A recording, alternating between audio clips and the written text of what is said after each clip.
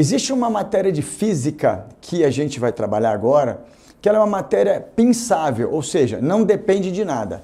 E é a física 2, onde fala da termologia.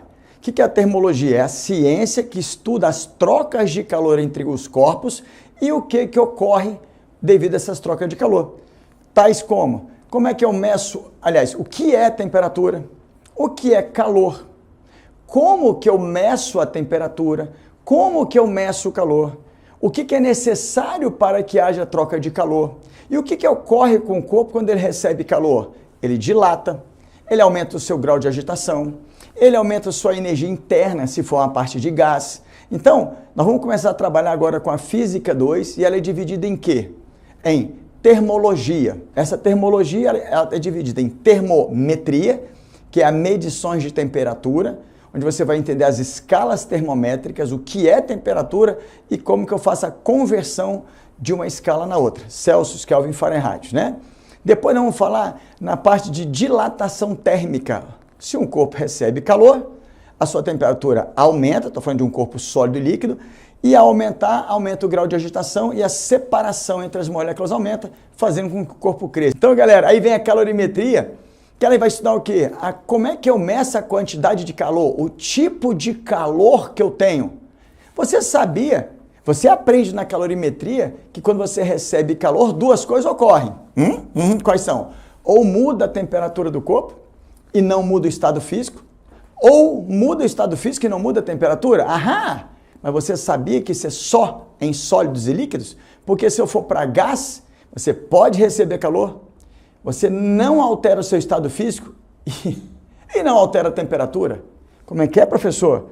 Então quer dizer que eu posso receber calor, não altero minha temperatura e não mudo o estado físico? Beleza, mas somente em gases. E aí vem a matéria termodinâmica, que é a coisa mais linda do mundo, que você vai estudar o que faz um gás quando ele recebe ou cede calor. Então vamos entender a termologia. Quando eu falar de estados sólidos e líquidos, eu vou falar de termometria, calorimetria, dilatação térmica, contração térmica, beleza. Mas e um gás? Lá naquelas máquinas térmicas, ciclo de Carnot. Quando um gás recebe calor, para o gás existe toda uma estrutura diferenciada. Aí você vai ouvir falar de pressão, volume e temperatura, mas não vai ouvir falar de PVT, Povotó, beleza?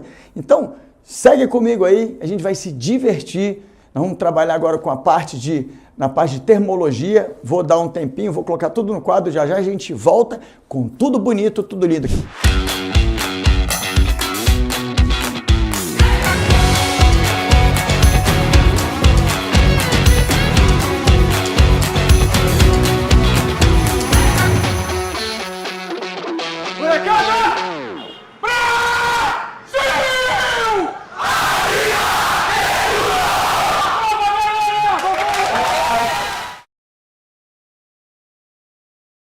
Eu já entreguei para vocês aí o quadro todo organizadinho para vocês, para que fique mais fácil para a gente poder acompanhar e a gente vai ganhando tempo. Galera, então vamos lá. O que é a termologia? Termologia é a ciência que vai estudar as trocas de calor. Entre quem, professor? Entre os corpos, mas eu quero que meus alunos falem um pouco mais bonito. Vai falar a troca de calor entre um sistema e o meio dentro do qual ele está. O que é um sistema? Tudo que você analisa é um sistema. Se esse lápis é o sistema que eu analiso, tudo que não for o lápis é um sistema. Se você analisa um copo de água, vou pegar aqui para vocês, se vocês analisam esta jarra de água, se essa água é o sistema, tudo que não for a água é o meio. Então, por exemplo, quando eu estou aqui, eu sou o sistema que vocês estão analisando, e eu estou numa sala que tem um ar-condicionado. Eu estou trocando o calor com o ar que está nessa sala, porque eu sou o sistema e o ar que me envolve é o meio. Então, se você vai analisar uma reação química, a reação A mais B dando C, a reação química A mais B dando C é o sistema e tudo que envolve essa reação química é o nosso chamado meio. Não é meio ambiente, pelo amor de Deus, tá? Meio. Então, vamos lá. A termologia estuda o quê? As trocas de calor entre, o que eu coloquei aqui, ó, entre um sistema e o meio que envolve, beleza? E o que eu falo? E as consequências dessa troca de calor. E aí, para ficar didaticamente, a termologia vai ser dividida em quê? Termometria, vamos falar já, calorimetria, Na verdade, dilatação térmica é uma outra área da termologia. Forma de propagação de calor é uma maneira para você entender como que o calor passa de um corpo para o outro. E termodinâmica, que é a matéria de gases, que é bem interessante. Então, vamos começar com os conceitos principais iniciais dessa matéria. Primeira coisa, galera, o que é uma temperatura? Temperatura média é um parâmetro físico, eu nem coloquei aqui, é um parâmetro. O que é um parâmetro? Velocidade é um parâmetro que mede espaço por tempo. A aceleração é um parâmetro que mede velocidade por tempo. Então, na física existem parâmetros, que são alguns valores, algumas variáveis que você vai medir. Então, o que é a temperatura? É um parâmetro da física que serve para medir o grau de agitação da estrutura daquele corpo. Seja o corpo sólido, seja ele líquido, vapor, gás, que inclusive a diferença entre vapor e gás a gente vai ensinar para vocês. Segura aí, tá? Então, temperatura mede o grau de agitação das partículas. Mas aí vamos parar e volta para a química. Todo corpo é feito por matéria. E a menor parte da matéria que mantém as suas propriedades chama-se átomo. Então, se eu tenho um aglomerado de átomos e eu mexo na temperatura desse aglomerado, os átomos vão agitar mais. Se eu tenho um aglomerado de moléculas de água, por exemplo, H2O, H2O, H2O, numa certa temperatura, se eu aqueço essa quantidade de água, essas moléculas irão agitar mais. Então, sempre quando você altera a temperatura de uma estrutura, você vai alterar o seu grau de agitação. Ponto. Qualquer coisa. Mudou a temperatura, você vai mudar o grau de agitação. Ponto. Beleza? Então tá aqui. Temperatura mede o grau de agitação das partículas de um corpo e quanto maior a temperatura de um corpo, maior será a sua agitação e menor seu grau de agregação. E aí, uma coisa muito importante para vocês entenderem. Agregação. Por que é importante? Porque já, no nosso próximo quadro, vocês vão ver os estados físicos da matéria. E o que influencia o estado físico da matéria? O chamado grau de agregação. No estado sólido, as estruturas, as moléculas, os átomos estão muito juntos, dando à estrutura sólida a sua própria característica. Quando você fornece temperatura, quando você aquece esse sólido, o grau de agitação das moléculas, das partículas, dos átomos aumenta. Se aumenta, elas têm que se afastar. E se elas se afastam, a agregação diminui. A agregação diminui. Então, quanto mais perto estiverem as estruturas, mais agregado. Quando elas vão se afastando, menos agregado. Quanto mais perto, mais agregado, menos agitado. Quanto mais afastado, menos agregado, mais agitado. Então, a grandeza, agitação e agregação são inversamente proporcionais. Quanto mais agitado, menos agregado. Quanto menos agitado, mais agregado. Então, se uma sobe, a outra diminui. Isso é o conceito de grandezas que se trabalham de forma inversamente, beleza? Então, tá aqui. Temperatura e médio grau, quanto maior a temperatura, maior a agitação e menor a agregação. Olha um exemplo aqui que eu pus no quadro. Vamos supor que você tem uma estrutura aqui que pode ser vários átomos, várias moléculas, numa temperatura θ1. O que é θ1? θ é temperatura. Aqui está no θ2. Repare que eu pus 11 partículas aqui juntinhas e as mesmas 11.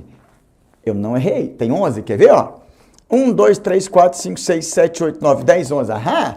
1, 2, 3, 4, 5, 6, 7, 8, 9, 10 e 11. E por que tinha 11? Porque Lavoisier diz que nada se perde, nada se cria, tudo se transforma. Se eu tinha 11 moléculas, eu tenho que ter 11 também? Ah, moleque, fica esperto. Então, por que aqui está mais agregado e aqui está menos agregado? Porque θ1 e θ2 são as temperaturas, elas são diferentes. E aí eu deixei para escrever agora, onde eu vou dizer que θ2 é maior que θ1. Por isso que você tem o quê? Menos agregado, mais agitado, menos agitado. Ponto. Galera, o que é calor? Isso é muito importante para que você fale certo. Muita gente fala, nossa, hoje está fazendo maior calor, velho. Deus me livre, não fala isso para mim não. Não é isso não. Hoje está quente, hoje está frio. Então vamos lá? O que é calor? Galera, a primeira coisa que eu quero bater um papo com vocês, e prestem bastante atenção, o que é energia térmica? Vamos lá? Galera, vamos voltar um pouco. Isso aqui é física 2. Vamos voltar um pouco para física 1. Na física 1 tem uma área da física que a gente estuda energia. A energia, a definição de energia é a capacidade que um corpo tem em realizar trabalho. Aprenderemos isso em uma outra aula. Mas existem alguns tipos de energia. Energia potencial gravitacional, que depende da posição de uma massa em relação à superfície. Energia potencial elástica, que depende da posição de uma mola em relação à sua posição de equilíbrio. Energia cinética, que tem a ver com a velocidade de um corpo, e é aí que eu quero chegar. Quando você tem uma estrutura muito agregado, é porque a velocidade das moléculas, a qual que elas se deslocam, é uma velocidade. Quando você aquece e eles ficam mais desagregados, elas passam a ter uma outra velocidade, e essa velocidade, obrigatoriamente, tem que ser maior que a velocidade inicial. Então, aqui, ó, eu vou falar que V2 é maior que V1. Então, quanto mais agitado estiver uma estrutura, maior será a velocidade de translação dessas moléculas. Ponto. Se você lembra um pouquinho só lá da matéria de física 1, energia cinética, ela tem essa formulinha mv²/2, onde m é a massa do corpo e v é a sua velocidade. Glauco, como é que chega nessa fórmula? Vamos aprender também, e você vai aprender exatamente por que a fórmula é mv²/2, mas não é o momento. Por enquanto é uma coisa teórica. Então, quanto mais desagregado, maior é a velocidade. Se maior é a velocidade, esta quantidade de matéria tem uma energia cinética menor que esta quantidade de matéria. Eles têm a mesma massa, mas essa situação tem maior velocidade. Então, essa situação tem mais energia cinética.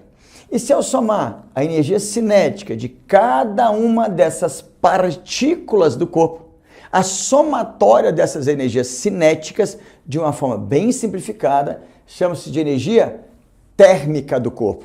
Então, quer dizer que a energia térmica tem a ver com a velocidade? Sim. Porque tem a ver com o grau de agitação? Sim. Porque tem a ver com a temperatura. Então, uma energia que uma estrutura tem devido à sua temperatura, devido ao seu grau de agitação, devido à velocidade das partículas daquele corpo. Pronto. Então, repara, o que chama-se calor?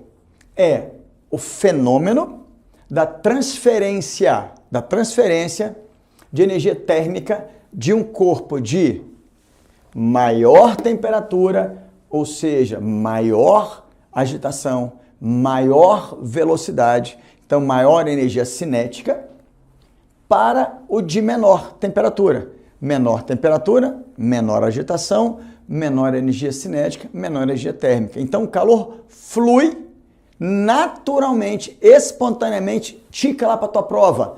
Calor é um processo físico, ok, senhores? E é um processo espontâneo. O calor flui naturalmente do corpo mais quente para o corpo mais frio. Então, o calor é a transferência de energia térmica. Então, você não pode falar que hoje está fazendo calor. Poxa, Glauco, hoje fez maior calor aqui no dia. Não, o dia foi quente, o dia foi frio. E aí, o que acontece? Vamos lá entender? O meu corpo está a 36 graus, vamos falar uma temperatura basal. Eu estou aqui numa sala de aula que a temperatura do ar-condicionado vai fazer o ar dessa sala estar a 22 graus. Eu 36, a sala 22. O meu corpo transfere calor para essa massa de ar, porque o meu corpo é mais quente.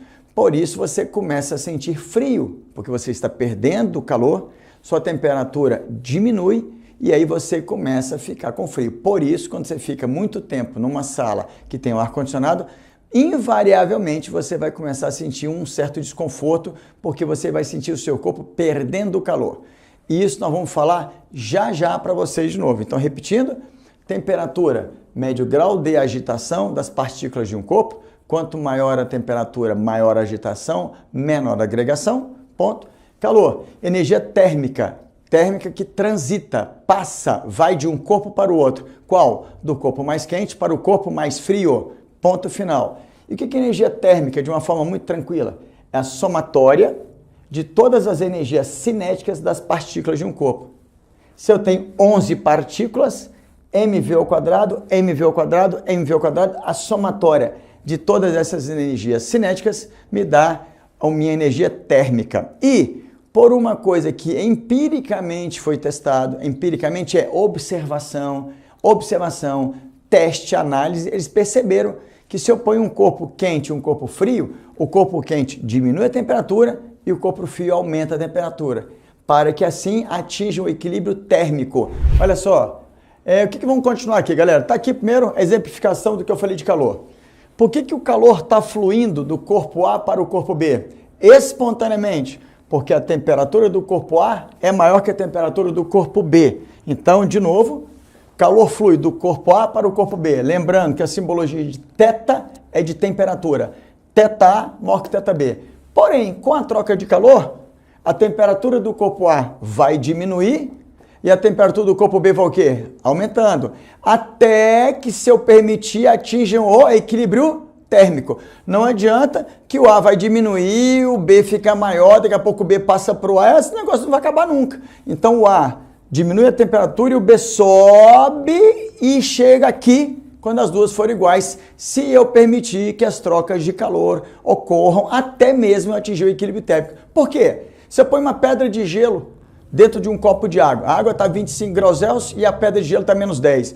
Quando eu ponho a pedra de gelo a menos 10 na água a 20, a água passa calor para o gelo. Olha que coisa estranha. Ao passar calor para o gelo, a água se esfria e o gelo se esquenta. Então, como é que é mesmo, Glauco? Quando eu ponho uma quantidade de gelo num copo de água, o que acontece? A água esquenta o gelo. E pela água esquentar o gelo, a água diminui a sua temperatura. Interessante, né? Então vamos lá. Você imagina que você pede para o garçom, garçom, põe um pouquinho de gelo aí na minha água para a água esquentar o gelo. O garçom vai pensar, oi? Aí se o garçom estuda física, estudou no curso Glauco Laser, vai pensar, correto? Porque como a água estará numa temperatura acima do gelo, a água vai fornecer calor para o gelo. Aí você fala, toma bebê, é isso aí. Então galera, lei zero da termodinâmica, cuidado com isso aqui, chama atenção disso, hein? Chama atenção disso aqui, ó, chama atenção disso, hein? Ó, tem gente que não sabe o que é a lei zero. Lei zero é a lei principal para alguma coisa acontecer. Quer passar no concurso da SpaceX? Lei zero, estuda no curso Glauco Laser. Ah, moleque, olha só. Lei zero da termodinâmica. Só haverá troca de calor entre dois corpos se houver diferença de temperatura entre eles. Se não houver diferença de temperatura, não haverá troca de calor e a termodinâmica, a termologia, não serve para nada, beleza? Galera, o que é um equilíbrio térmico? Mais um conceito. Um sistema estará em equilíbrio térmico se quando todos os corpos estiverem na mesma temperatura, ou seja, dois corpos trocam de calor e quando o calor cessar, não tem mais troca de calor. Se um corpo não diminui mais e o outro não sobe mais, é porque eles atingiram o equilíbrio térmico, então eles estão na mesma temperatura. Vamos bater um papo rapidinho aqui, galera. Quando você está tomando um sol, você está lá na praia, você fala, caraca, você está absorvendo o calor do meio, que é o nosso ar atmosférico e o sol. Por isso que você começa a esquentar o teu corpo. Agora, se você for numa neve e você está lá com uma roupa que não te protege tanto, você está, vamos supor, de bermudão lá na neve, teu corpo está 36 e o ar atmosférico está menos 5. Você cede calor para aquele ar atmosférico, você esfria o corpo. E por que você se cobre então? Ah, eu cubro para eu me aquecer. Mentira! Mentira! Você só se aquece se a coberta te fornecer calor. Ela não te fornece? A coberta serve para isolar o seu corpo do meio, impedindo ou diminuindo a sua troca de calor. Eu estou deitado em cima da minha cama, o ar-condicionado está ligado, mas eu não me cubro. Eu estou cedendo o calor para aquele ar frio. Quando eu jogo uma coberta sobre mim, eu minimizo ou eu impeço que eu troque de calor, porque eu não deixo aquele ar frio entrar em contato com o meu corpo. Então, você se cobre apenas para impedir a troca de calor. Por que as pessoas no deserto usam muitas roupas?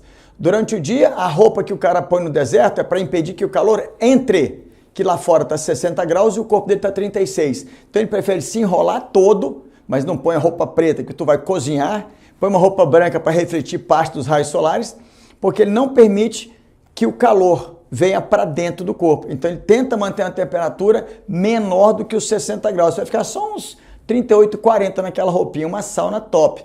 Mas se você ficar só de sungão no deserto, parceiro, tu vai morrer durante o dia, porque você vai receber tanto calor, que você vai entrar na hipertermia. Você vai subir muito a sua temperatura. E durante a noite, que nós vamos aprender que no deserto tem grandes variações térmicas por causa do calor específico da areia, que é a sílica, que absorve calor, mas libera rápido. Durante a noite você sente frio, porque o deserto vai dar -5, -10, exatamente. Ou muito mais frio que você possa imaginar. Então você vai ceder calor. Por isso que de noite eles usam roupas pesadas também para impedir que você perca calor. Não vamos falar disso em calorimetria, fique esperto.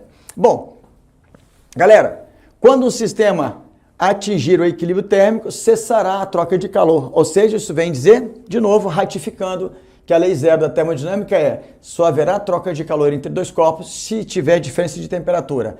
Não tem diferença de temperatura, não tem fluxo de calor. Ah, não está tendo fluxo de calor, não está tendo diferença de temperatura. Ponto final. Galera, vamos falar agora sobre os estados físicos da matéria.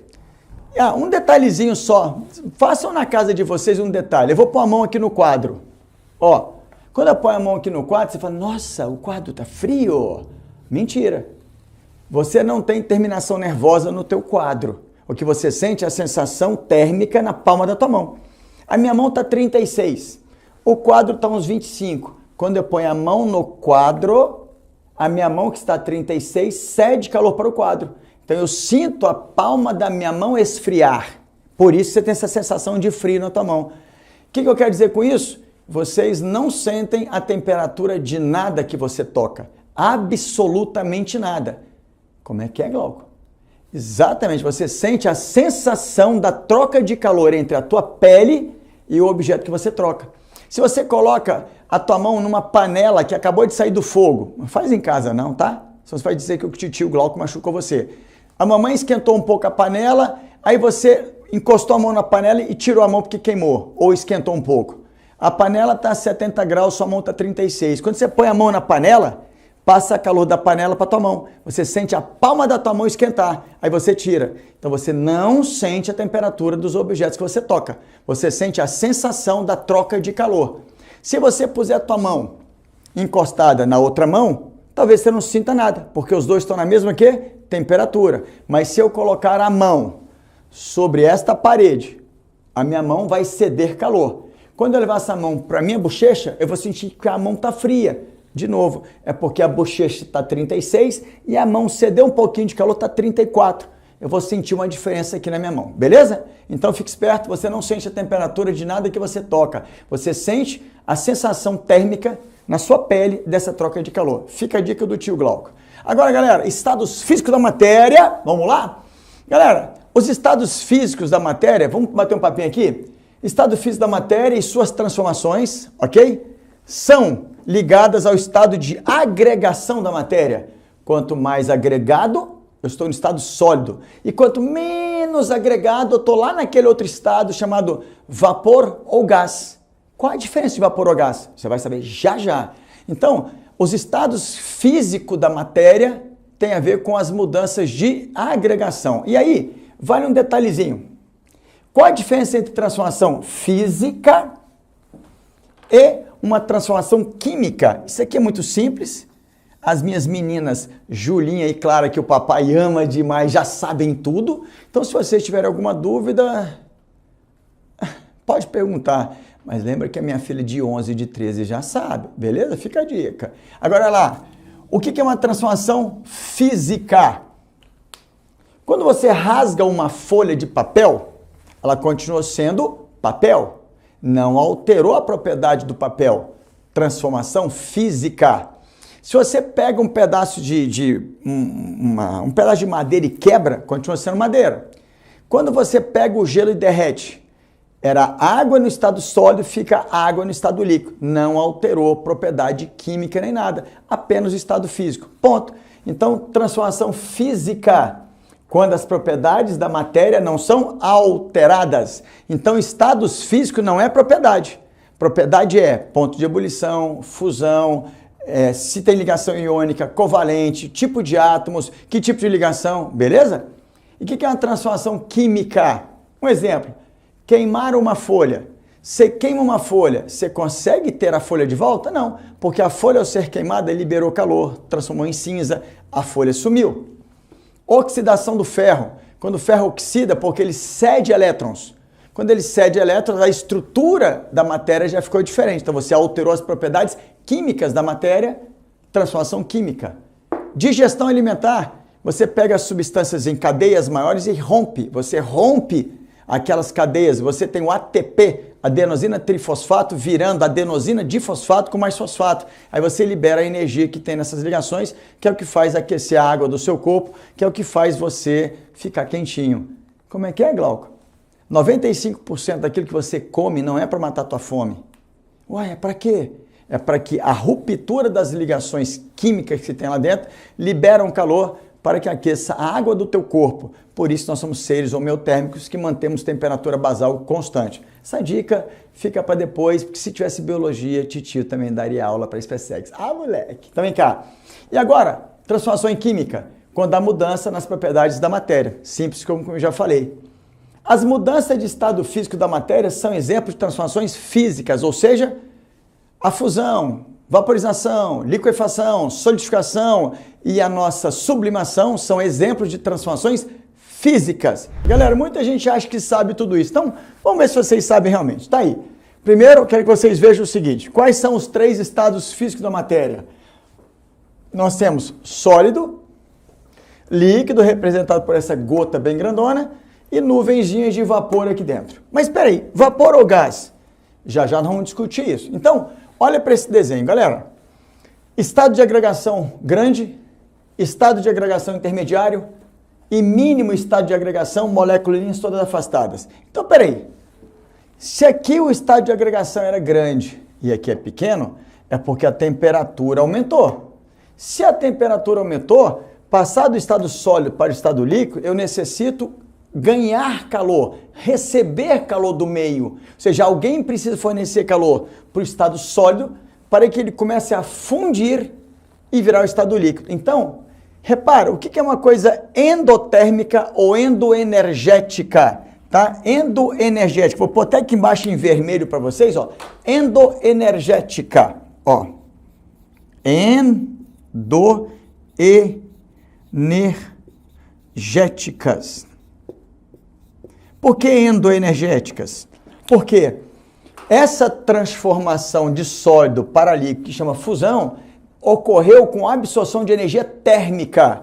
Aqui eu tinha um pequeno grau de agitação, grande agregação, aumentei o grau de agitação e diminui a agregação, então as velocidades da molécula aqui está maior do que aqui, então aqui tem mais energia cinética do que aqui. Se a energia daqui aumentou para cá, eu absorvi energia. Eu quem? O sistema absorveu energia. Da onde? Do meio. Por exemplo, eu pus um pedaço de gelo na mesa. O gelo está menos 10 e o ar está a 20 graus. O ar passa calor para o gelo. Ele começa a sofrer um aquecimento. Então, endotérmica ou endoenergética é a mesma coisa. E quando eu passo a situação endotérmica ou endoenergética, eu absorvo o calor do meio. A temperatura sobe, a agitação sobe e a agregação diminui, provocando a mudança do estado físico sólido para o líquido, diminuindo a agregação das moléculas. Continua.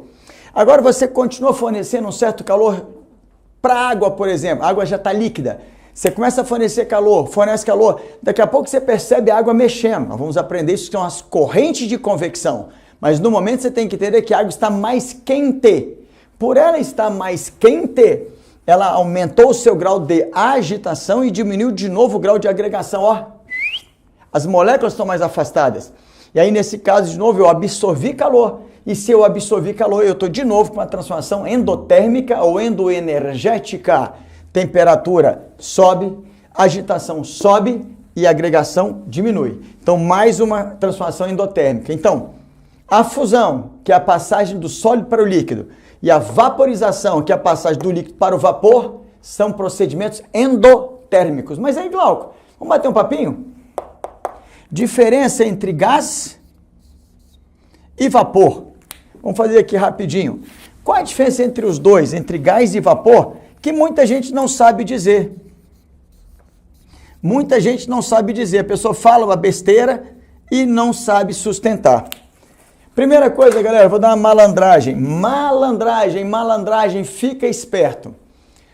Se a substância que você quer saber se é gás ou vapor, no estado físico dela, o estado físico dela na temperatura ambiente for sólida ou líquida, vai virar vapor. Ferro vira vapor. Ouro vira vapor. Mercúrio vira vapor. Pronto. Se a substância no estado físico natural dela, se na temperatura ambiente for sólida ou líquida, vai virar vapor.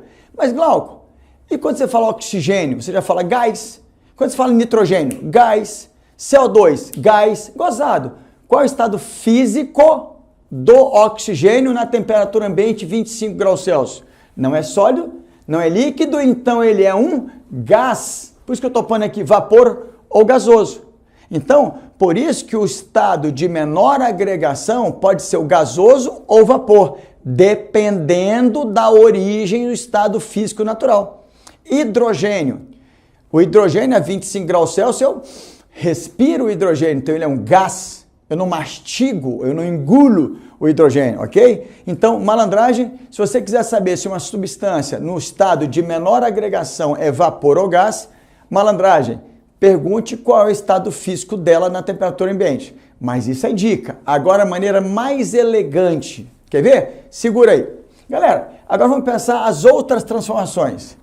Eu ir do estado vapor para o líquido, aqui eu estou muito pouco agregado, aqui aumentei. Se o grau de agregação aumentou, se a agregação aumentou, é porque a agitação diminuiu e a temperatura diminuiu. Se daqui para cá a temperatura diminuiu, é porque o vapor necessita liberar calor para o meio para virar líquido. Se ele libera, ele joga para fora é exo. Então é uma transformação exotérmica ou exotérmica ou exoenergética. Então, o vapor libera calor e vira líquido. Por sua vez, o líquido libera calor e vira sólido. Essa liberação de calor do vapor para virar líquido é condensação. E o líquido, ao liberar calor, ele passa para o estado sólido, chamado solidificação. E aí, olha qual é a dica agora também, agora mais elegante. Dica aqui. Diferença entre vapor e gás. Galera, aqui embaixo é a dica do se é sólido ou líquido na temperatura ambiente, vira vapor. Se não é sólido ou líquido na temperatura ambiente, é gás. Agora a maneira elegante. Isso nós vamos aprender mais bonito em termodinâmica. Um vapor será condensado apenas por um resfriamento. Ponto. Pega o vapor d'água, resfria e ele na hora fica líquido. Na hora. Por que quando você está tomando uma água, um chuveiro muito quente, começa a aparecer umas gotas d'água no teu box?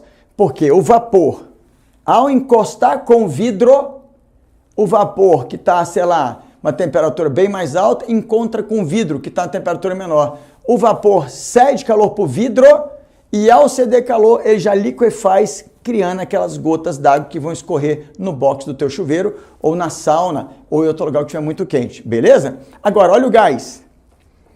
Um gás será liquefeito, olha a diferença, o vapor é condensado e o gás, para ficar bem elegante, ele é liquefeito por um resfriamento, assim como o vapor, porém com um aumento muito grande da sua pressão. O que é aumentar a pressão? É aumentar a força sobre as moléculas, fazendo que elas se aproximem e aumentando o grau de agregação. Então, vapor é condensado por mero resfriamento. O gás é liquefeito por resfriamento e aumento na sua pressão. Vamos falar disso na matéria de termodinâmica, beleza? Então, aqui estão os estados físicos da matéria, sólido, líquido, vapor ou gás. E aqui estão os motivos das suas transformações. Existe uma outra transformação, que é a sublimação. O que é a sublimação? Do sólido direto para o vapor. Tem uma sublimação endoenergética e tem a sublimação que antes já foi chamada de sublimação, onde você leva do vapor para o sólido direto. Aí é uma sublimação exoenergética ou exotérmica. Um exemplo de sublimação é a naftalina, aquelas bolinhas que as nossas vovós usavam para colocar dentro de armário. Vocês estão me assistindo, nem devem saber que diabo é isso. Você põe uma bolinha sólida, ela de repente sumia, oh meu Deus, só ficava um cheiro. Ela não passava pelo estado líquido, beleza? Então segue aí que nós vamos bater um papo agora melhor sobre um gráfico que envolve calor e temperatura para a gente falar sobre isso, beleza? Vamos falar um pouco de como é que eu meço temperaturas, né? Já que temperatura é o grau de agitação. Primeira coisa está lá. O aparelho utilizado para medir a temperatura chama-se um termômetro. Todo mundo tem em casa. Mas como é que é o funcionamento do termômetro? Eu vou falar os mais tradicionais. O termômetro é feito por um bulbo aqui com reservatório de mercúrio ou algum líquido, algum metal que tenha dilatação fácil, mercúrio. O que acontece? Quando você pega o termômetro e põe debaixo do teu braço, o teu braço, vamos supor, está 38 graus por causa de uma febre, vai transferir calor para dentro do seu termômetro. Essa transferência de calor fará com que o mercúrio aqui dentro aumente o seu grau de agitação. E como o mercúrio está aprisionado dentro de um bulbo, ele tenta crescer. Por que ele cresce? Porque ele agita, aumenta o grau de agitação, diminui o grau de agregação. Ele quer crescer. Ele não permite. E aí ele começa a escoar por um filetezinho e essa temperatura aí que começa o quê? Subir. Ou seja, quando você usa o termômetro, você vai ver o quê? Esse mercúrio escoando, porque ele está dilatando e subindo, subindo, subindo, subindo. Chega uma hora que ele para de subir. Por que ele para de subir? Porque o termômetro entrará em equilíbrio térmico com o teu corpo. Se o termômetro entrou em equilíbrio térmico com o teu corpo, o termômetro atingiu a mesma temperatura que o teu corpo.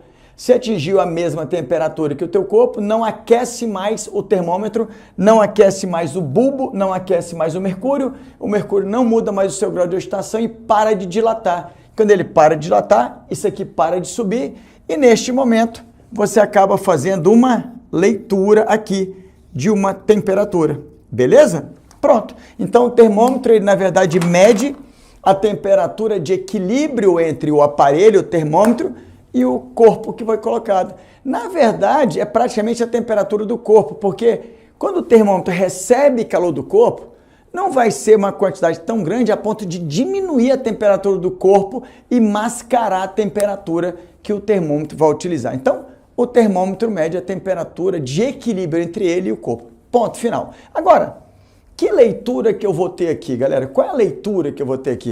Galera, escalas termométricas. As escalas termométricas são limites utilizados para medir a temperatura em unidades diferentes. Assim como você faz conversão de centímetro para quilômetro, metro, hora para segundo, hora para minuto, existem as conversões entre as escalas científicas de temperatura. As três escalas aceitas comumente, de forma mais tranquila, são as três conhecidas de Celsius, de Fahrenheit e de Lord Kelvin, ok? Essa escala ainda com o nome de escala absoluta. Vamos escrever aqui, escala absoluta. Nós vamos aprender já já. Então vejam bem, eu tenho 3 termômetros e aí, lembra que tudo na física depende de um referencial.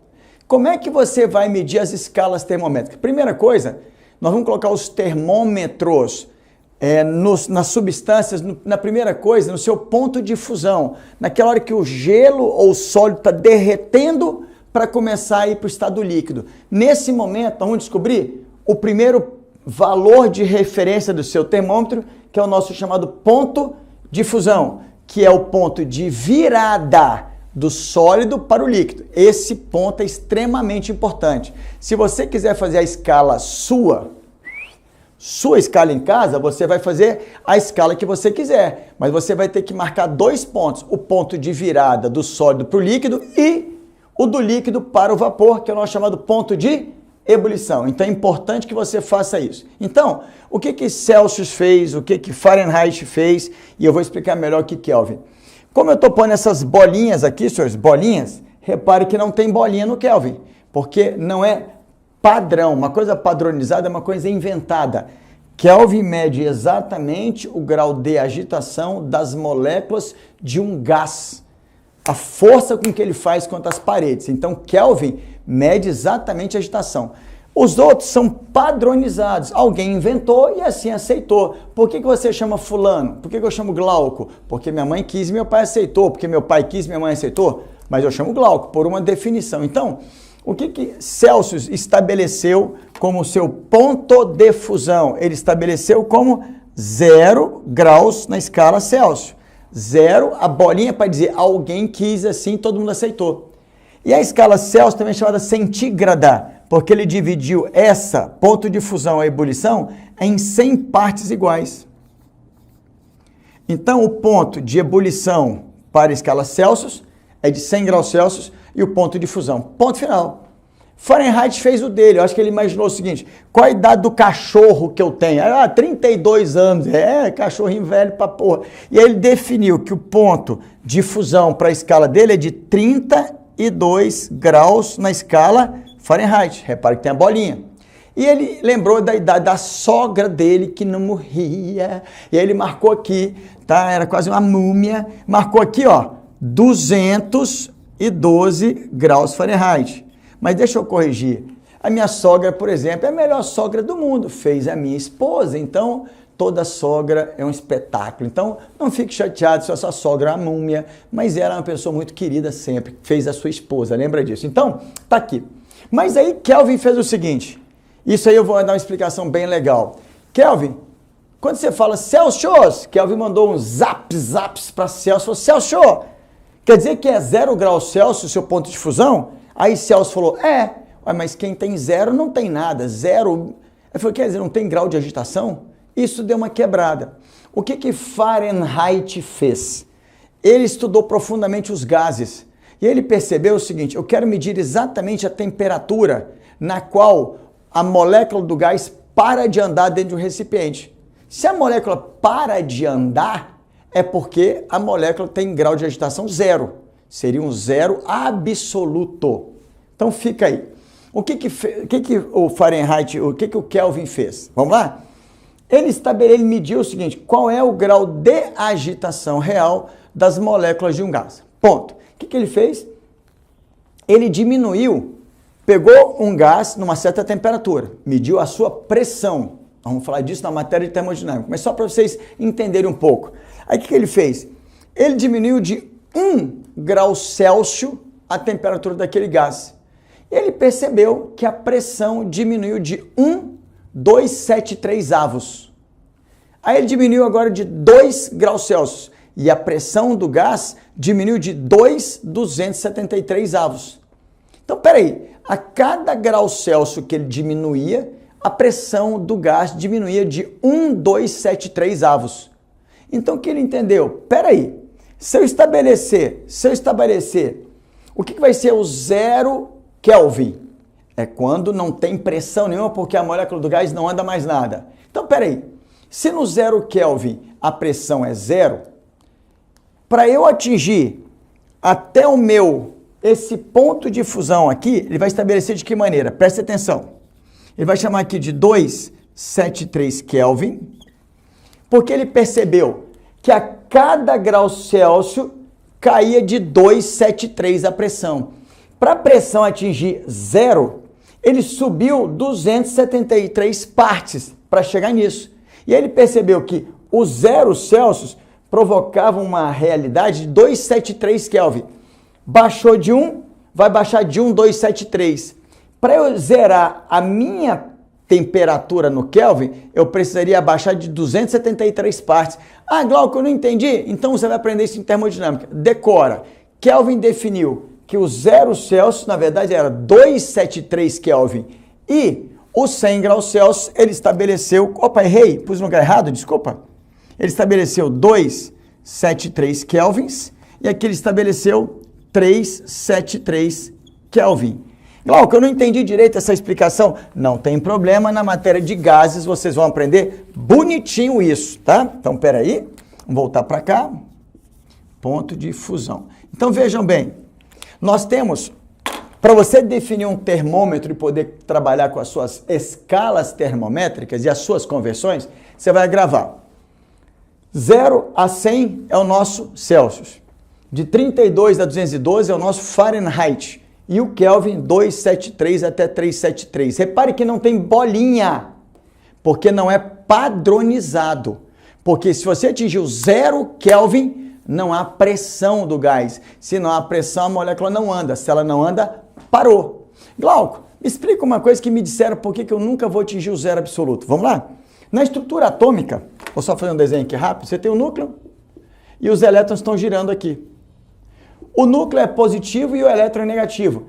O elétron fica girando com uma certa velocidade.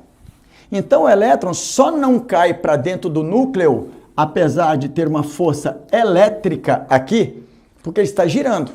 E essa força que permite ele girar é a força centrípeta, que é a nossa força elétrica. Inclusive, cai questões como essa na prova. Então, peraí. Se o 0 Kelvin é atingido, o elétron não pode andar mais. É 0 absoluto, ausência de movimentação.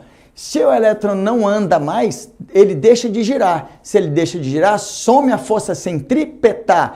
Com isso, o elétron vai cair para dentro do núcleo, a eletrosfera some, sumiu as camadas atômicas, o modelo atômico de Rutherford-Bohr, que tinha várias camadas, some. Aí o que acontece? O átomo se torna um ponto condensado e a matéria perde a sua função. Então, o 0 Kelvin até hoje não foi atingido. No laboratório de criogenia de Helsinki, eles já atingiram uma temperatura próxima a 0,000000000, sei lá, 70 e tanto Kelvin. É praticamente zero, mas para o cientista ainda é muito longe do zero. Então, o 0 absoluto é impossível de ser atingido. Claro que se atingir, se fosse papai fosse minha mãe, eu tinha 2 mães, não tinha papai. Então não adianta a gente ficar discutindo com o si, beleza? Então volta para cá. Repara. Então tá aqui, você vai gravar. Agora vamos supor que você na sua casa, quer escrever, você quer construir o seu termômetro. Então você usa a sua escala. Põe aí a sua escala, temperatura qualquer. Vou chamar de uma temperatura aqui, ó, X e uma temperatura Y. Você põe o que você quiser na tua casa. 50, 30, 50, 30 não, tem que ser mais alto. 30, 50, 10 e 20, menos 53,18 e 425,18. Mas não faz isso comigo, né? E como é que eu vou fazer as conversões? Vamos lá? O que é a conversão? Conversão é igual eu dizer para você, caraca, hoje nos Estados Unidos está 104 graus Fahrenheit. Você fala, não, morreu? Não, lá está 40 graus Celsius. É que nem você falar, cara, hoje eu ganhei 1 bilhão de uma moeda Xing Ling. Às vezes esse 1 bilhão da moeda Xing Ling não dá para comprar um chiclete aqui. Você tem que fazer a conversão. Então, reparem, nós temos aqui uma certa temperatura Celsius, que equivale a uma certa temperatura Fahrenheit, que equivale a uma certa temperatura Kelvin, que equivale a uma certa temperatura sua, essa aqui qualquer. Como que eu vou fazer essas conversões? Teorema de Thales, galera. Teorema de Thales, coisa mais simples do mundo. Então segura aí que eu já volto, que eu vou fazer o desenho. Então voltando agora, como é que eu faço as conversões? Repara, teorema de Thales da matemática. Sim, repara, representei os 3 termômetros de forma bem tranquila, aqui, ó. Celsius, Kelvin e Fahrenheit. 0, 100, uma temperatura C, equivalente à temperatura Fahrenheit, que equivale à temperatura Kelvin, beleza? Aqui eu tenho 32, 212. Aqui eu tenho 273, 373. O que diz o teorema de Thales? Que é, esse segmento de reta está para esse, assim como esse segmento está para esse. Então, quanto é que mede esse segmento de reta? 100 menos 0 está para C menos 0. Assim como 212 menos 32 está para F menos 32. Assim como 373 menos 273 está para K menos 273, ou seja, teorema de Thales. Vejam bem aqui, ó, 100 menos 0, esse tanto, está para esse tanto, assim como esse tanto está para esse tanto para esse tanto. E a partir daqui, você faz todas as conversões. Eu te dou uma temperatura de 200 graus Celsius. Como é que eu calculo na Fahrenheit? Põe 200 e calcula Fahrenheit. Eu te dou uma temperatura de 500 Kelvin. Como é que eu calculo graus Fahrenheit? Põe 500 e calcula Fahrenheit. E aí, galera, vocês fazem a conversão. Então, continuando aqui, galera, a parte das escalas termométricas, nós falamos, então, que temperatura mede o grau de agitação das moléculas de um corpo, que calor é a energia térmica que transfere do corpo mais quente para o corpo mais frio, equilíbrio térmico é quando os corpos atingem a mesma temperatura, que lei zero da termodinâmica, que só há troca de calor se houver diferença de temperatura. E aí a gente começou a falar então agora dos termômetros, que era um aparelho utilizado para medir temperatura. E quais são as escalas conhecidas? Nós falamos Celsius, Fahrenheit, Kelvin e a escala G, pode ser do Glauco, tanto faz. E Glauco, eu posso criar uma escala que eu quiser? Pode, a prova pode colocar uma escala que você nunca viu e você vai fazer uma comparação. Mas vamos lá? Todas as escalas termométricas têm que ser feitas com 2 pontos de referência, ou seja, o derretimento do gelo na escala Celsius é de 0 graus. E na escala desse tal de G, o cara adotou menos 5.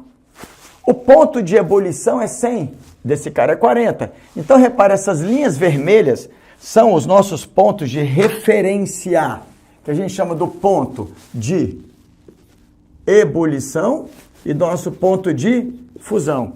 Sempre, para você comparar duas escalas, ele vai ter que dar 2 pontos das escalas para você falar, se 30 graus na escala abacaxi equivale a 20 graus na escala banana, então 5 graus do abacaxi equivale a 2 graus na banana. Sempre vai dar 2 para você usar o teorema de Thales. Vejam bem? Então vamos lá revisar. Como é que eu relaciono a Celsius e Fahrenheit? Repare aqui, galera. Teorema de Thales. Teorema de Thales é isso aqui, galera. Ó.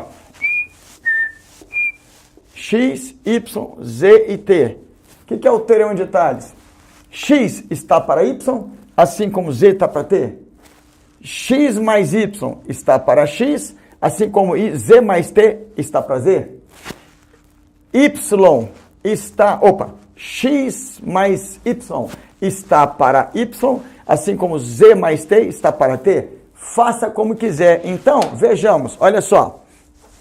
O que a gente vai fazer? Sai, coisa, quadro feio. Quadro feio do Betinho, não é meu não.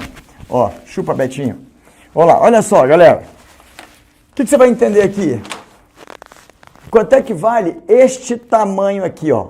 É 100 menos 0. Então, esse segmento de reta vale 100, ok? Que está para esse segmento que é C menos 0. 100 menos 0 está para C menos 0. Assim como 212 menos 32 está para F menos 32. Glauco, eu poderia fazer 100 menos C está para C menos 0, assim como 212 menos F está para F menos 32? Pode, mas seria muito C e muito F, você vai se enrolar. Então, evita isso. Então, tá aqui, fiz a relação e pela matemática, aqui dá 100, aqui dá 180. Pronto, não precisa nem multiplicar cruzado para decorar nada. Só faz isso, para você saber as escalas termométricas, pega os pontos de fusão e ebulição, faz as relações e isso. Mas, Glauco, um dia eu vi que era 5F menos 32 é igual a 9. Esquece isso. Teorema de Thales. Só isso, não decora a fórmula. Acabou, beleza? Agora, uma relação entre graus Celsius e Kelvin. Como é que é grau Celsius e Kelvin? 100 menos 0 está para C menos 0. Assim como 373 menos 273 está para K menos 273. Está aqui. Isso aqui dá 100, aqui dá 100, multiplica o cruzado, fica K menos 273 é igual a C, Kelvin é igual a Celsius mais 273. Essa é bem legal de decorar porque, ó, 0 mais 273, 100 mais 273, então quando aqui for 10, 10 mais 273. Quando for 80, 80 mais 273. Pronto. Igual que eu tenho que decorar? Não, é só fazer o teorema de Thales, mais nada. Vamos fazer agora juntos? O graus Celsius com o graus G. Por que você está pondo grau? Só o Kelvin não tem a bolinha, porque o Kelvin é a escala chamada absoluta. É o Kelvin, beleza? Então vamos lá? Vamos fazer aqui a relação do graus Celsius com graus Glauco. Vamos lá? Repara aqui, 100 menos 0...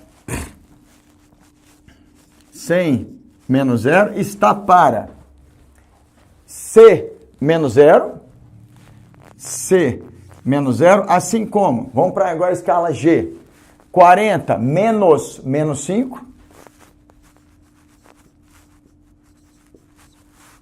está para G menos 5. E aí, como é que a gente vai fazer aqui? 100 sobre C está para 45 sobre C mais 5. E aí, vamos só fechar aqui o quadro. Vou só fechar aqui o quadro para melhorar. Senão fica parecendo que é o quadro do Betinho. Continuando aqui, ó. O que a gente vai fazer? Você pode dividir tudo por, sei lá, por 5, por exemplo. Se divide tudo por 5, em cima fica 20 e aqui fica 9. Vai ficar 20, que multiplica C mais 5 é igual a 9C. Epa, C não. G, perdoe-me. G, desculpa. Com isso, o que você vai melhorar ainda? 20G mais 100 é igual a 9C. E vocês quiserem passar o 9 dividindo, 20G mais 100 sobre 9 é igual a meu C. Pronto. Aí o que eu vou fazer? Eu vou apagar para que vocês possam fazer na casa de vocês aí, repetirem. Mais nada. Então, o que você vai fazer aqui, galera? É só fazer, na verdade, o teorema de Tales e você continuar. Põe. Aqui, ó. To be continued.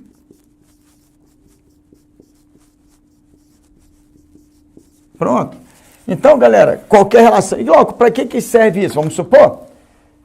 O cara pergunta pra gente, nos Estados Unidos, um certo dia a temperatura atingiu 104 graus Fahrenheit. Como é que eu calculo na Celsius? Põe aqui 104 e calcula Celsius.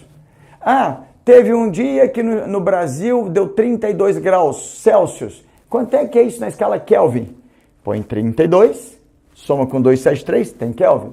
Ah, teve um dia que a temperatura, a leitura do termômetro Celsius e a leitura do termômetro Fahrenheit foram iguais, ou seja, tantos e tantos, gozado, mesmo número. Como é que eu descubro a temperatura igual nas duas escalas? É só chamar isso de X, e aqui também de quem? X, iguala. Ah, qual é a leitura na Fahrenheit que supera a Celsius em 10 unidades? A Fahrenheit, não é Celsius mais 10? Troca o F por C mais 10 e faz a conta. Aí a interpretação, por isso que a gente pede matemática básica para vocês. Interpretação. Muita gente se arrebenta porque não tem interpretação. O que é o dobro? Supera em 5 unidades, supera em 30 unidades. Aí é a coisa de vocês na matemática básica e por isso que eu falo. Matemática básica, Betinho, maravilhoso. Estamos até vendendo o nosso pacote de matemática básica no nosso Hotmart. Corre lá e se você não sabe detalhes, corre lá e faz, beleza? Então estamos aqui. Vem cá, ô produção, dá para diminuir a temperatura do ar-condicionado aqui, produção, por favor? Aqui é assim, a gente fala com a produção já começa a pôr em ordem, porque eu já fico nervoso. Se alguém não sabe matemática básica, meu Deus. Então, vamos lá. Continua. Aí, galera, aqui, olha uma coisa importante. Cuidado com esse tipo de questão. Variações termométricas. Aqui não é calcular uma temperatura pontual, e sim uma variação. Por exemplo, num deserto dos Estados Unidos, lá no deserto do Texas, houve uma variação de 70 graus Fahrenheit. Qual seria a variação na escala Celsius? Não é que a temperatura atingiu 70, é uma variação de 70. Foi de 20 para 90, de 70 para 140, de 40 para 110, variou de 70. Então, o que é variações? Vejam bem, olha aqui para o quadro. Repara como é que é fácil? Enquanto na Celsius varia de 100, na Fahrenheit varia de 180, na Kelvin varia de 100 e nessa aqui varia de 45, porque é final menos a inicial. Então, olha como é que você vai fazer simples. Não é o cálculo de uma determinada temperatura. Como é que vai estar na prova? Um deserto sofreu uma variação de 20 graus Celsius. Um ambiente sofreu uma variação de 30 graus Celsius. Quanto seria essa variação na escala Celsius? Quanto seria na escala Kelvin? Então, uma variação. Repara? Não são cálculos de temperatura pontuais, e sim de um intervalo de temperatura. Uma variação na escala Celsius equivale a uma variação em outra escala. Então, vejam bem, como é que eu calculo a variação da Celsius na Fahrenheit? É muito fácil. quando variar de 100 graus na escala Celsius, variará de 180. Então, quando variar aqui uma quantidade x, aqui varia uma quantidade de y. Vamos lá? 100. Quando variar 100 graus na escala Celsius, variará 180 na Fahrenheit. Então, uma certa variação na escala Celsius equivale a uma certa variação na escala Fahrenheit. Fazendo a regrinha de 3 cruzando, se fica 100 ΔF é igual a 180 ΔC. Divide tudo por 100. O que você está dizendo? Que a cada 1 grau que variar na escala Celsius, vai variar de 1,8 na escala Fahrenheit. Aí se eu variar 10 graus na escala Celsius, vai variar 10 vezes 1,8, 18 graus na escala Celsius, na Fahrenheit. Se eu variar 100 graus na escala Celsius, quanto é que é 100 vezes 1,8? 180. Se eu variar 100 na escala Celsius, eu vou variar 180 na escala Fahrenheit. Ponto. Então, variação. Então, a cada grau Celsius, varia 1,8 graus na escala Fahrenheit. E a Kelvin, olha lá. A Kelvin, aqui pra gente ver. A Kelvin. Quando na Celsius variar de 100, na Kelvin também variou de quanto? 100. Então, se aqui varia 100, aqui varia 100, quando varia 10, varia 10. Quando varia 5, varia 5. Quando varia 1, varia 1. Como é que eu faço isso sem decorar? Tá aqui. Variação Celsius com variação Kelvin. Para cada 100 graus que eu variar na escala Celsius, eu vou variar 100 na escala Kelvin. Então, uma certa variação na escala Celsius equivale a uma variação na escala Kelvin. Multiplica cruzado, 100 ΔK é igual a 100 ΔC, cancelou, 1 para 1.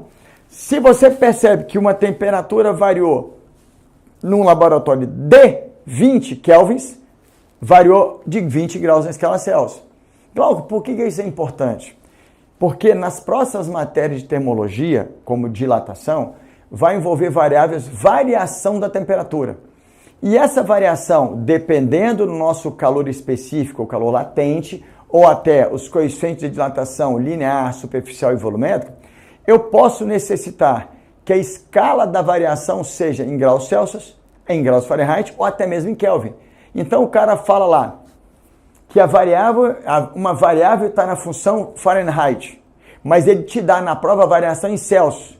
Eu vou pegar a variação Celsius e passar para a variação Fahrenheit, multiplicando por 1,8.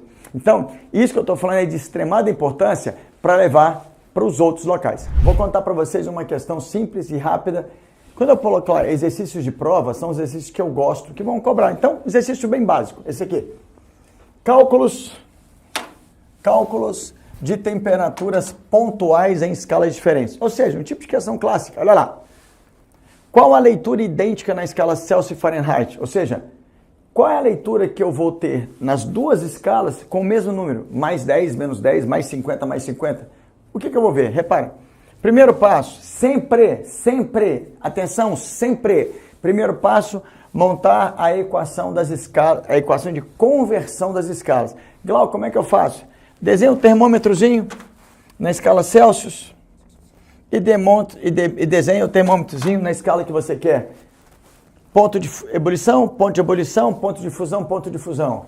Aí o que você vai fazer? 100 menos 0 está para C menos 0, 212 menos 32 está para F menos 32. Primeiro passo, checa, foi, ponto.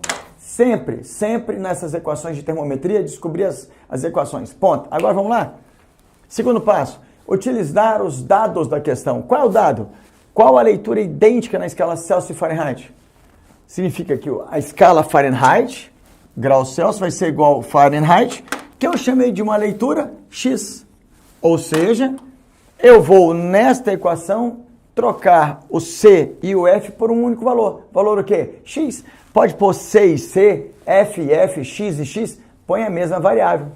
Quando eu ponho a mesma variável, 100 sobre X e está 180, dividido por X menos 32.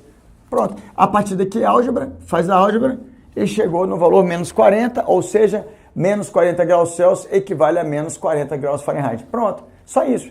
Se ele colocasse qual é a leitura que na Fahrenheit é o dobro da Celsius, a F é igual a 2 Celsius, F é igual a 2C e vai fazendo. Então, primeira questão desse jeito. Mais uma questão que eu gosto muito, essa aqui é clássica, Essa eu colocaria sempre na prova. Olha só, que questão é essa? É uma questão que vai trabalhar com gráfico. Galera, fique esperto que eu vou dar muita dica de algumas questões clássicas de prova. Olha só, nós temos um gráfico que mostra uma relação termométrica. Esse gráfico está mostrando relações, temperatura numa escala A, hipotética, e numa escala B, também hipotética. Com isso aqui, o que ele pode pedir? Determine a temperatura na escala A, quando na escala B for 10, for 18, ou seja, ele pode perguntar alguma coisa. A primeira coisa que você tem que ter em mente é montar a equação de conversão. É a primeira coisa sempre. Então, fique esperto. Eu vou ensinar de duas maneiras. Uma pela física, que é por termometria, e a mais linda, usando matemática, que é função de primeiro grau. E aí, a importância de você dominar a matemática e ter essa firmeza que você precisa ter na matemática. Vejam bem, a primeira coisa, você vai tirar os dados dos dois pontos de referência. Quais são os dois pontos de referência? Vamos pôr aqui, ó. Vou pôr ponto P e ponto Q. Por que eles são os dois pontos de referência? Porque ele te entrega as temperaturas correlatas. O que isso quer dizer? Que quando for 20 graus na escala B, é 60 graus na escala A. Que quando for 0 na escala B, vale menos 20 na escala A. Então, vamos transformar agora. Isso aqui é a leitura de ponto cartesiano. Vamos trazer agora para cá, ver se está certo? Escala A, escala B. Quando for 60 na escala A, é 20 na escala B. Quando for menos 20 na escala A, vale 0 na escala B. Pronto, igual nós já fizemos anteriormente. Marca uma temperatura A que equivale a uma temperatura B para fazer a conversão. E agora vamos trabalhar. 60 menos 20, terão de Tales, está para A menos 20. Ponto. 20 menos 0, perdão, 20 menos 0 está para B menos 0. Montou a escala, fez a equaçãozinha matemática e chegou que 4B é igual a A mais 20. Ou, eu posso escrever aqui para vocês de uma forma diferente, que A é igual a 4B menos 20. Vamos deixar isso aqui para vocês separadinho?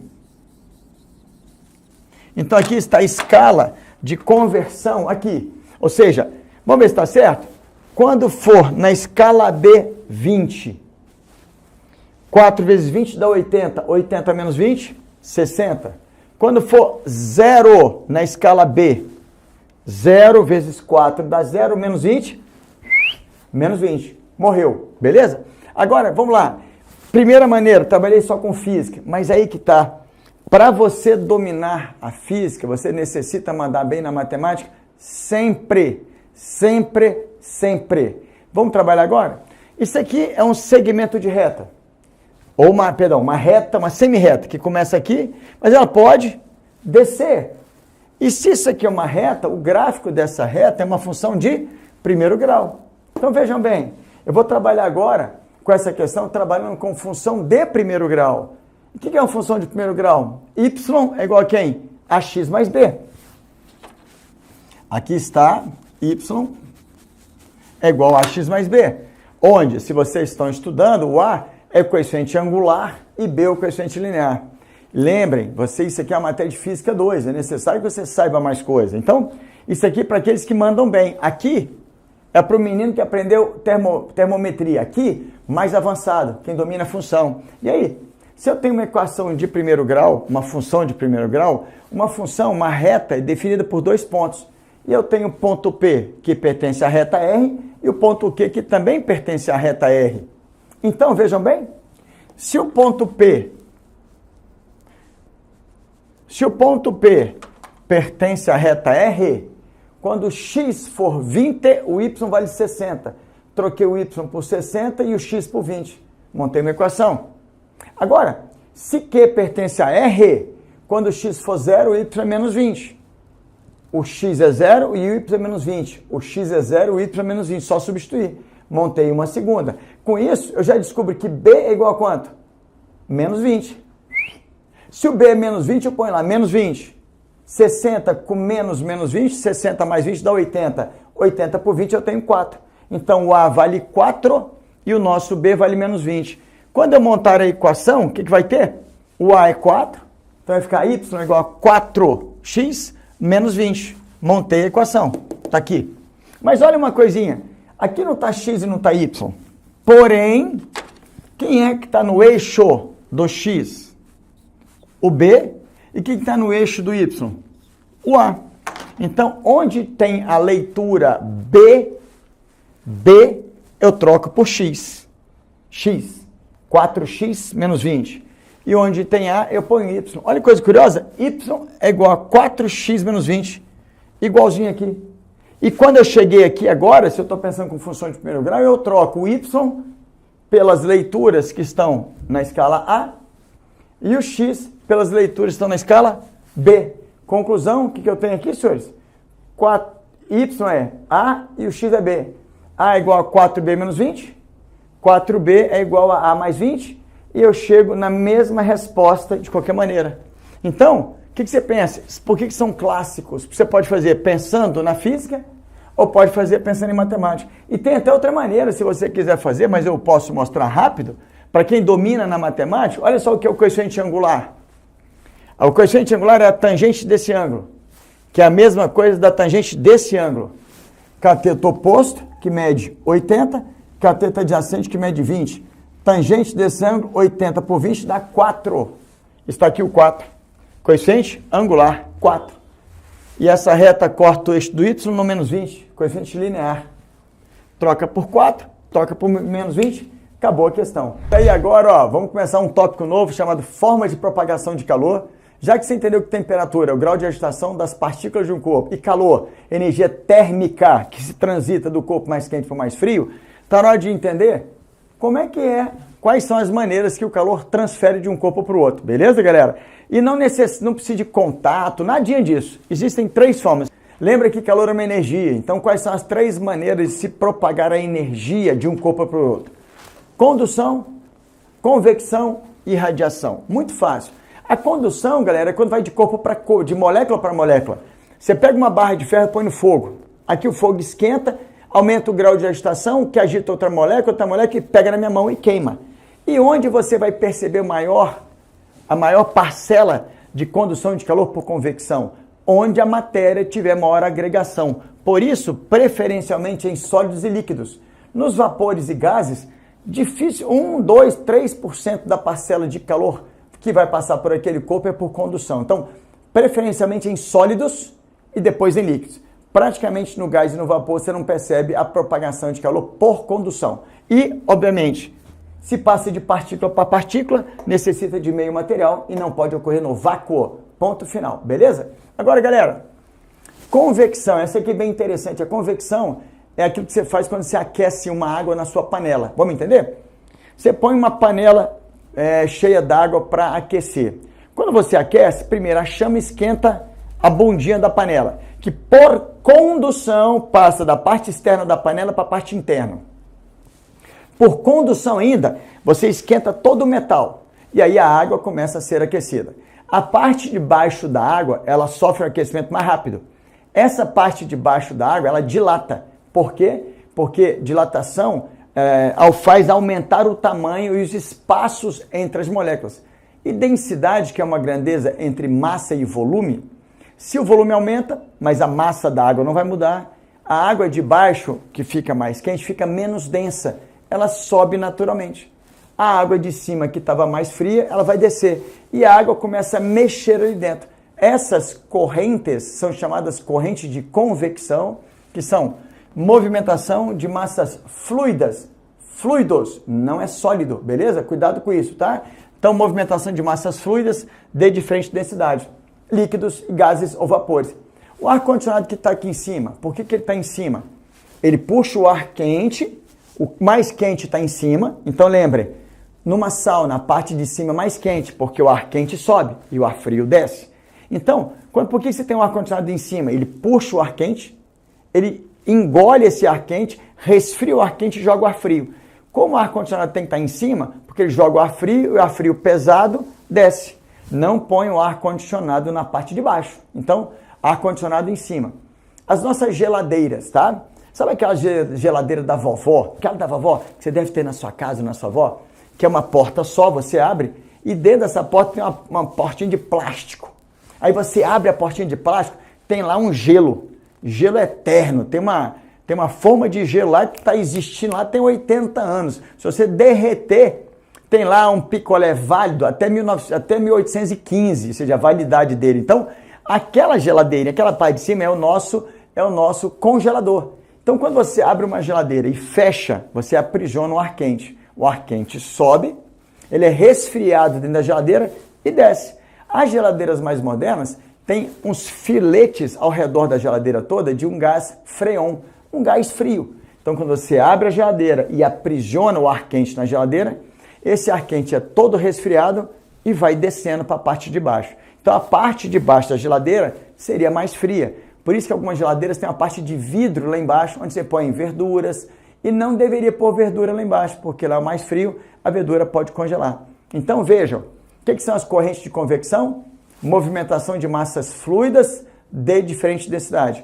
O ar quente sobe e o ar frio desce. O quente sobe e o frio desce. Um exemplo, como é que algumas aves voam? Elas não ficam batendo asa há muito tempo, porque elas são magrinhas, sem muita carne, morreriam. Ela percebe que tem as correntes de convecção, se ela apoia a asa numa corrente de convecção ascendente, que é a quente, ela sobe.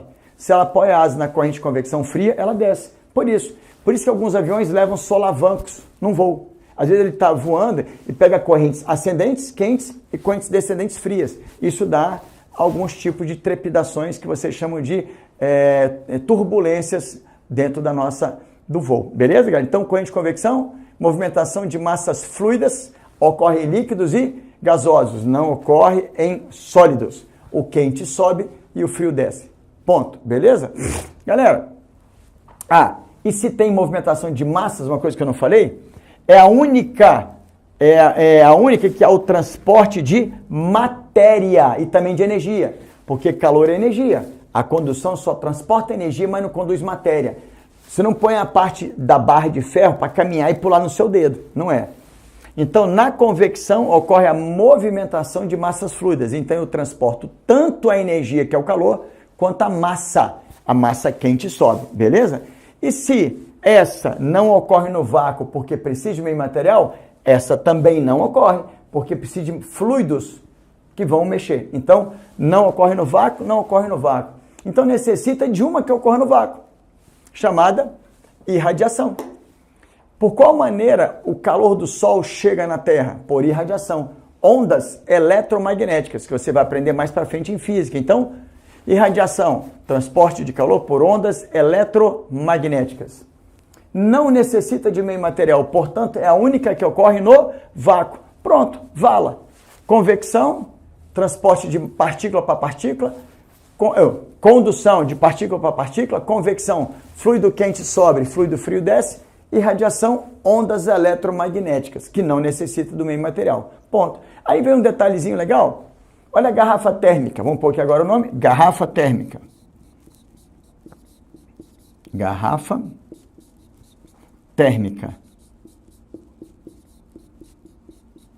Galera, a garrafa térmica é uma coisa muito bacana, uma engenhosidade.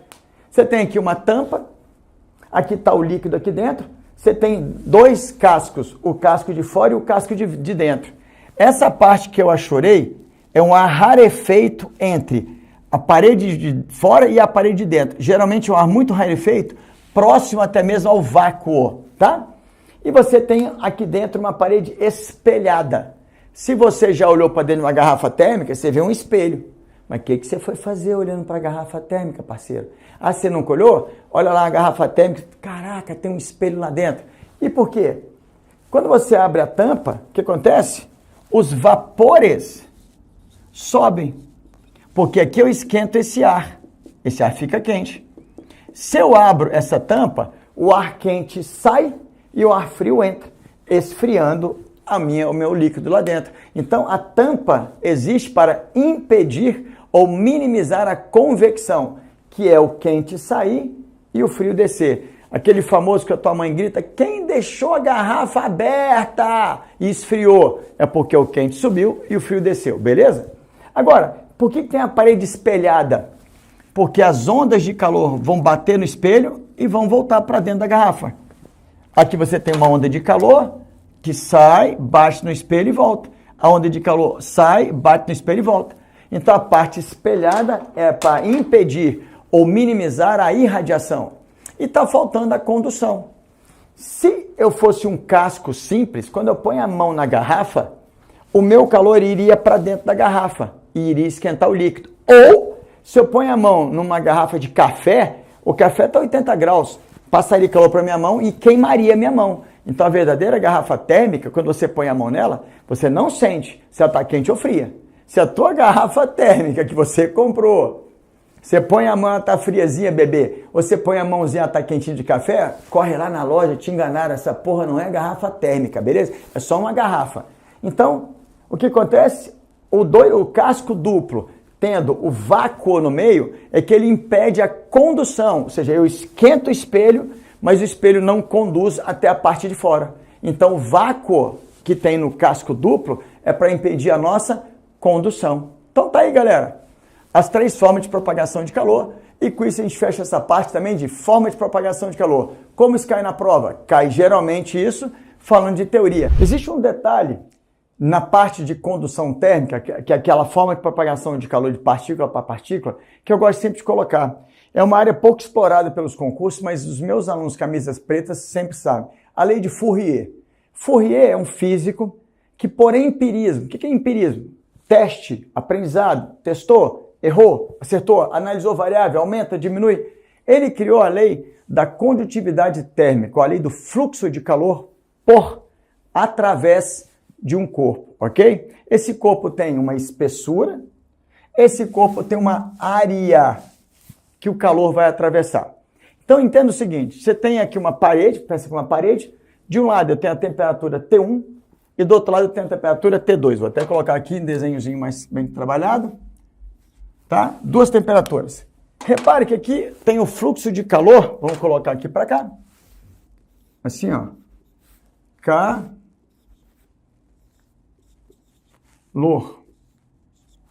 Beleza? Calor, tá aqui. O calor está atravessando essa parede. Se está fluindo da esquerda para a direita, é porque o θ1, temperatura alta, e o θ2, temperatura baixa. Pronto. O que Fourier descobriu? O fluxo de calor. O que é o fluxo? Todo fluxo é algo em função do tempo. Fluxo de calor é a quantidade de calor que atravessa em função do tempo. Joules por segundo, calorias por segundo, quilojoules por segundo, quilojoule por hora. Fluxo de calor. Esse fluxo de calor, de forma empírica, foi calculado de que maneira? Quanto maior a espessura da parede, mais difícil do fluxo de calor atravessar. Paredes muito grossas tornam-se isolantes térmicas, por isso o calor não atravessa de forma muito fácil. Então, quanto maior a espessura da parede, menor é o fluxo. Por isso que eu tenho aqui uma grandeza inversamente proporcional estando no denominador desse fluxo de calor. Agora, imagina quanto mais área.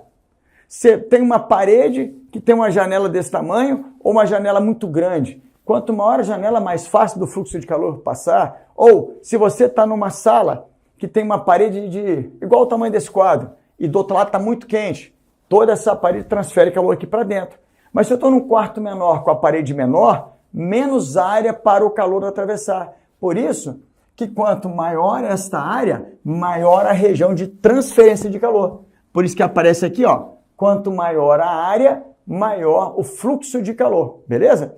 E por que aparece a variação da temperatura? Cara, se a diferença de temperatura for 0, aqui 20 graus e aqui 20 graus, lei 0 da termodinâmica, não tem transferência de calor. Mas aqui está 100 graus, aqui está 10, aqui está 1000 graus, aqui está 200. Quanto maior a diferença de calor, quanto maior a diferença das temperaturas, maior é o fluxo de calor, indo da área mais quente para a área o quê? Mais fria. Então, tica lá, foi variação na temperatura, foi espessura e foi área. Mas agora esse K? Esse K chama-se condutividade térmica. Você imagina que essa parede é de concreto, a parede é de aço, a parede é de isopor. Galera, se a parede é de isopor ou ela é de aço, o aço, cara, o calor por condução atravessa logo, porque ela é toda sólida. Um abraço, não vai morar numa casa só de aço, tu vai morrer. Agora, com a parede que tem muito ar preso entre os dois lados da parede, tem isopor, você dificulta a condutividade. Então, o calor passa com mais dificuldade. Então, quanto, aqui em cima, o que é, não é nem a condutividade, é permissividade. Depois coloca aqui. Quanto maior o nosso K aqui, ou seja, quanto mais fácil conduzir, maior é o calor. Se eu tenho uma parede que conduz facilmente o calor, mais rápido ele passa. Então, você quer um aço, ele tem uma condutividade térmica grande. Quanto maior a condutividade térmica, maior é o calor, maior é o fluxo. Se eu tenho um isopor, condutividade térmica é difícil de atravessar, então eu tenho um pequeno fluxo. Então tá aí mais essa ideiazinha chamada da lei de Fourier. Como é que cai na prova? Às vezes que eu vi cair na prova, ele deu até a fórmula e pediu para você calcular o fluxo de calor dando isso. Então, galera, geralmente que vai vir em quê? Metros quadrados, pode ser em metro, centímetro, em graus Celsius. E aí o fluxo aqui é joules por segundo. O que vai depender vai ser a unidade desse K aqui, ó, que pode ser variável. E por que ela pode ser? Aqui é calorias por segundo vezes metro dividido por metro quadrado dividido por graus Celsius. Aqui pode ser joules por minuto vezes centímetros dividido por metro quadrado dividido por temperatura, que é graus Celsius. Tanto faz. Então tá aí. Importante entender essa lei de Fourier, que mostra isso, que é a condução de calor através de uma parede, beleza?